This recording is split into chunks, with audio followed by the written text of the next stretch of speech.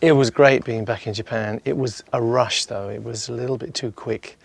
I wish we'd had a bit more time, and also it was hot and very humid, and particularly Osaka, it rained. And doing guitar solos in the rain, you know, you can be a hero, but it's not that much fun. So I would love to see some video of that because it makes it something completely different. You know, you soak in wet and your fingers get all soft, and it's like an endurance test. You know, you have to kind of keep in your mind that you're entertaining people and that they are still there. Having said all that, it was great because the response was great and it was fun.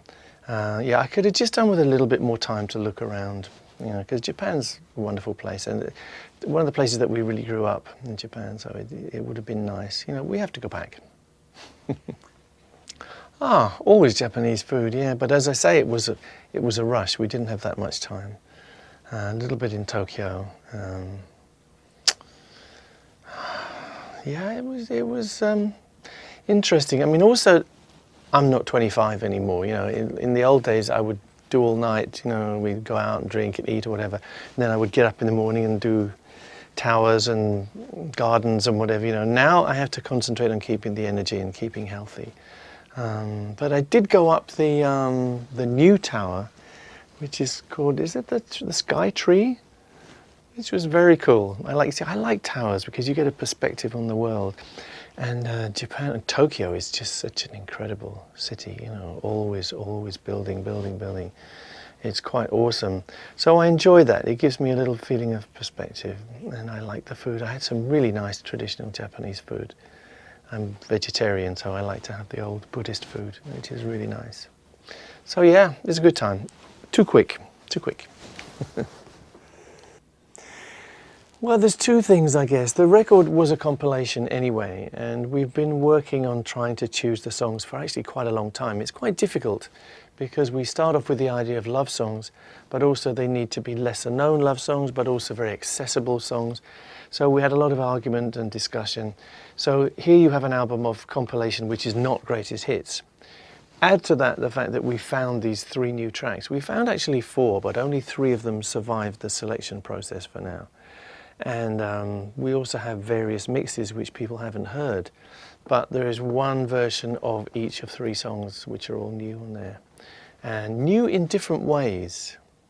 I can tell you about this if you want.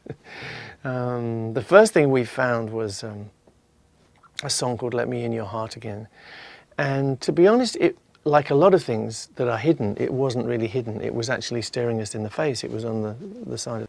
Let Me In Your Heart Again was supposedly a lost song, but actually it was very much there in front of our face. We just didn't see it. It was marked on the box, Let Me In Your Heart Again, take 1, 2, 3, 4, 5. And none of the takes we thought were right. And we kept changing the key because it was a difficult song to sing with the range. It's one of these things where Freddie says, Brian, you always give me impossible things to sing, and so we were changing it around, and we thought that we didn't have it. We thought, okay, we didn't do this, we have to come back to this another day, so it was put on a shelf. Now, what I discovered when we got everything out was, in fact, between the takes we did have enough, and it's actually the 4 of us playing together and singing together, which is great. It's quite precious to hear that coming back. We could feel it's not something pieced together in Pro Tools in the sense of, you know, here's the drums, here's the guitar. It was actually played together and it feels good. There's no clicks, of course, you know, we just play instinctively. But what I was able to do in Pro Tools was chop bits up and make sure the middle 8 actually worked as a concept. A little miracle happened actually, because we had 2 different versions of the middle 8, and for some reason in my head I suddenly realized that they could link together. But having done that, you have a track where we're playing, and I had to do very, very little actually to make it into a finished track. A little bit of extra backing vocals, a little bit of extra guitar in the middle, but mostly it's as it was played, 1984 or whatever it was. So I got very excited, because here we have a track which we thought was lost, but it's found. So that was a song that you wrote? Let Me In Your Heart Again, I wrote at the time, yeah. And was that recorded at the same time as Radio Gaga and Break Free? I think so. It's that period in Los Angeles, right where we are today, yeah. In the record plant, in the old record plant. So why did such a beautiful song, you know, get kind of shelved? And what's the message behind the song, too? Well, you know, if you don't think it's happened, you have to shelve it. You know, sometimes you get to a point where you think, okay, we can't do this anymore. We're banging our heads against the wall.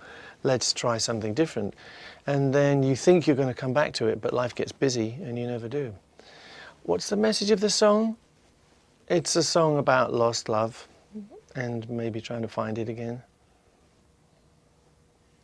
Okay. And the song that a lot of people are talking about is There Must Be More to Life Than This. Mm-hmm. And could you talk about, so how did this song come into being? There Must Be More to Life Than This started off as a song that Freddie brought in to be a Queen song. So we played it and we have backing tracks. Freddie playing piano and me playing guitar, Roger playing drums, John playing bass, you know, the old Queen format. And then again, this is a song which never got finished. We thought, it's okay, but it's not quite finished. It needs a little bit more of this, a little bit more of that. And at some point during this process, Freddie went round to see Michael Jackson, and the two of them obviously sat there and thought, oh, we'll have a go at this song, you know. And there's a couple of others that they kicked around.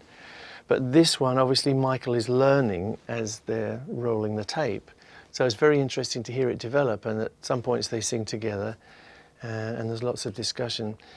We knew it existed because there was a rough mix kicking around on a cassette, very low quality. But what happened was we were able to find the original multitracks that they'd worked on. So once you've got that, you have the multitracks with Michael and Freddie, you have the multitracks from Queen here. So we were able to bring them together and make a complete track, you know, a finished track.